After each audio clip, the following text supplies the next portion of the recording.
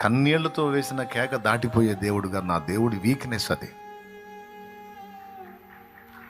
యాకోబు రొమ్ముకు రొమ్ము ఆనిచ్చినప్పుడు తొడగూడు వసలగొట్టాడు. కాళ్ళు పట్టుకొని నన్ను వదిలిపెట్టి పోతావా అని ఏడిస్తే పోలేకపోయాడు.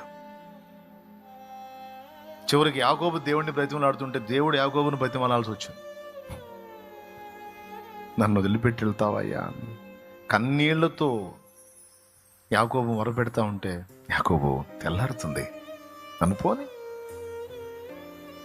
పోని తెల్లవారుతుంది, జనం వస్తారు,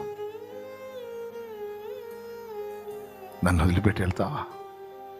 నాకు ఇంకా భవిష్యత్తు ఉందా? గతం అయిపోయింది, భవిష్యత్తు ఉందా?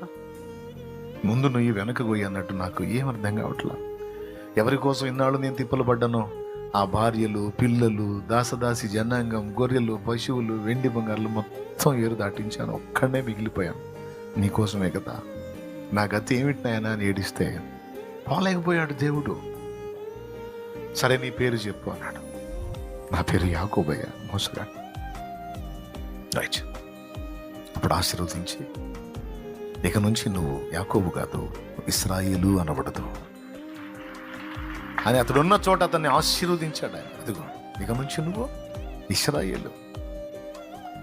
నువ్వు దేవునితోనూ మనుషులతోనూ పోరాడి గెలిచావు.